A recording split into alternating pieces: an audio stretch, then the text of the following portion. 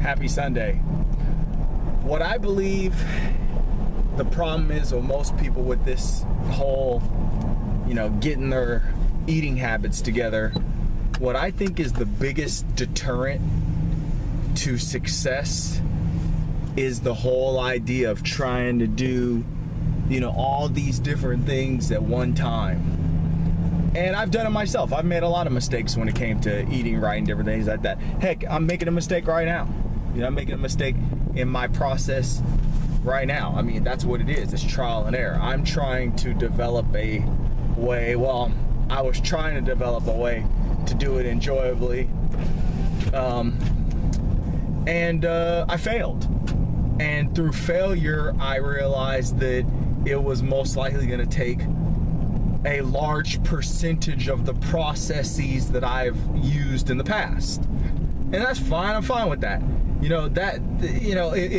If you have to go through trial and error to get to a place where you can accept that the reality is something that you don't necessarily want, but that's just the inevitable, manner in which things need to happen, then fine.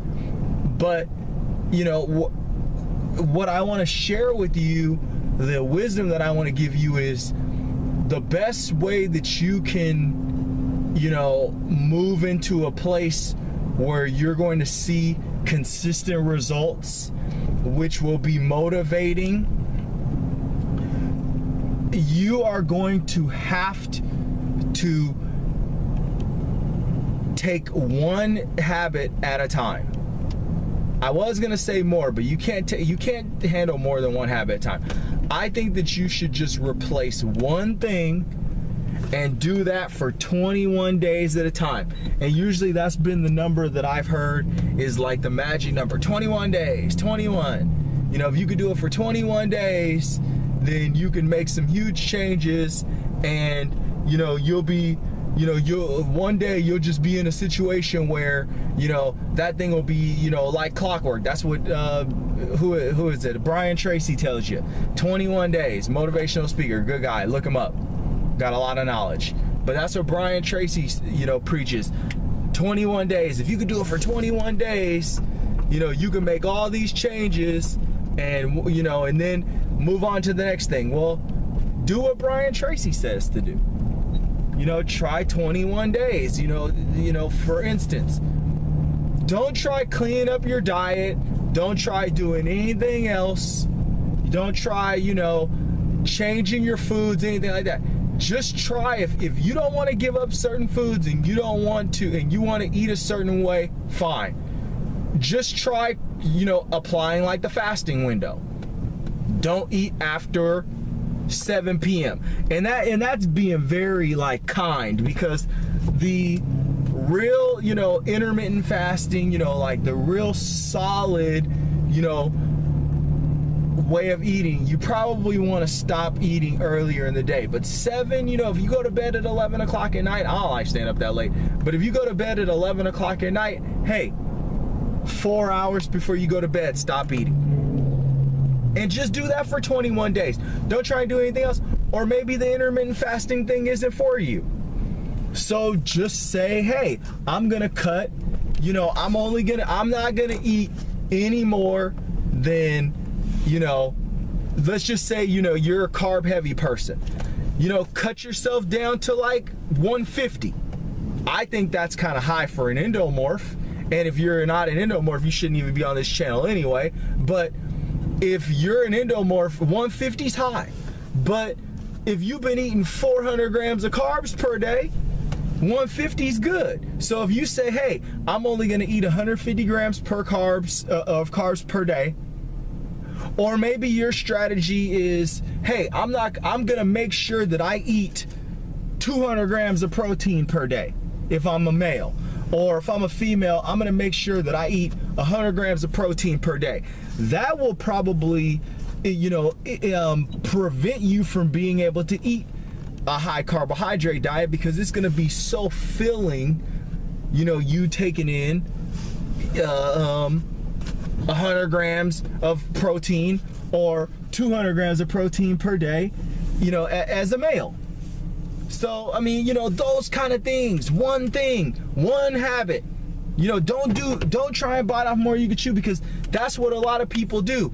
They try and, like, you know, they try and put all these things in, and, you know, the thing I just think about those strategies, like, okay, well, you know, one thing that I learned, and, you know, this is me throwing you a little goodie here, so, you know, you better listen. You know, one of the things that I learned, you know, through, you know, it took time, but one thing that I learned is, like, okay, you got this big eating window ahead of you. You got to save calories for that last meal, you know, because that meal is got to be big. And you know what? One thing that I do, and you don't have to do it if you don't want to, but one thing that I do at that 6 o'clock meal is I overeat, man. I overeat at my 6 o'clock meal.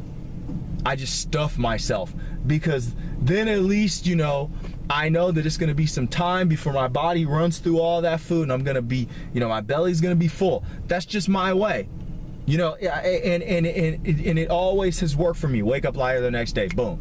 See results the next day, boom. You know, have that big filling meal, and then I don't touch any food, and have my little seltzer water, you know, have my little chewing gum, da-da-da-da-da. You know, I get through my feeding window, or my fasting window. Next day, 10 a.m., you know, have my little 150 gram meal. But pretty much, you know, that gets me through that whole entire time that I'm not eating. So, I mean, man, you know, you won't be the same way. But if you don't just focus on one thing, then you're not really, like, you're not like really, like, honed into that process. You're like, oh, well, you're worried about too many things. You're scatterbrained, you know, and it's hard to change habits when you're scatterbrained, because you're not focusing on just, like, trying to maximize that one habitual change. That one habitual change could be a huge difference. In 2011, long before 2013, long before I even went through the whole process of eating, you know, cleaner, and, you know, trying to get down to 10% body fat and all that other stuff. Long before that process, I found out about the no dinner diet, and I just said, okay, well, you know, I'm gonna eat whatever the heck I want to. And I would go out on the boat, and we'd have fried stuff, and I'd be eating whatever. I was eating poultry back then still, and fish. I'd be having fried fish and everything. And I said, okay, 5 o'clock, I'm not gonna eat anything after 5 o'clock. That's what my time was in 2010 and 2013. My cutoff time for my eating window was 5 a.m. or 5 p.m. to 9 a.m. That's when I ate, or I did not eat. From 5 p.m. to 9 a.m. I did not eat any food, and I always did my cardio and my freeboarding. Freeboarding came later, but I always did my freeboarding in a fasted state, no food, you know, so I would burn more, you know, fat. But I lost a lot of weight using just that methodology. Just that. I didn't even change my meals, anything. I wasn't even counting calories. I just said, hey, I'm not gonna eat after 5 p.m. That's it. And I wouldn't. I'd have my, you know, meal, boom, you know, my 5 o'clock meal, fill myself up, be, you know, bloated, you know, all full, get through a night, clockwork, boom, boom, boom, boom, boom. I'd be waking up and I'd be lighter all the time. So, you know, you don't gotta listen to what I got to say. You know, it's all good. I'm not, you know, I'm not, like I always say, I'm not a professional or anything like that. I'm just a guy with a camera. Happy Saturday. Or, nope, it's Sunday. Happy Sunday.